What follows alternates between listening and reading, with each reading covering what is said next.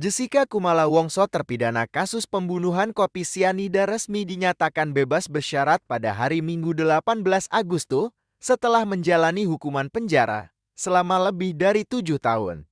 Jessica, yang sebelumnya mendapat vonis hukuman penjara selama 20 tahun dari pengadilan hingga tahap kasasi, menerima pembebasan bersyarat setelah mendapatkan remisi hampir 5 tahun.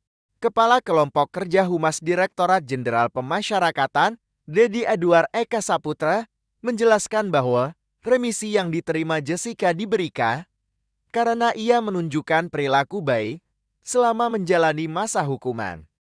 Jessica Kumala Wongso mendapatkan pembebasan bersyarat berdasarkan surat keputusan Menteri Hukum dan Hak Asasi Manusia.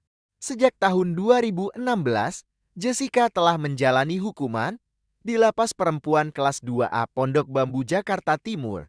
Pada hari pembebasannya, tampak sejumlah orang yang mengaku sebagai pendukung Jessica berkumpul di depan pagar lapas sejak pagi. Beberapa di antaranya terlihat menggunakan kaos bertuliskan "We Stand for Jessica" dan mengaku sering membawakan makanan untuknya selama berada di dalam penjara.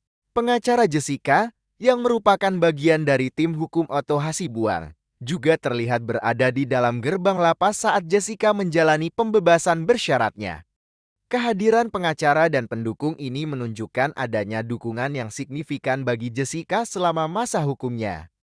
Kasus Jessica Kumala Wongso, yang dikenal sebagai kasus kopi sianida, menjadi perhatian publik yang luas.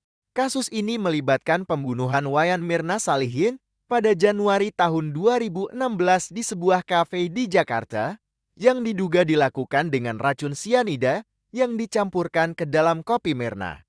Saat ini, Jessica Kumala Wongso harus menjalani masa percobaan dan memenuhi syarat-syarat yang ditetapkan selama masa pembebasan bersyarat.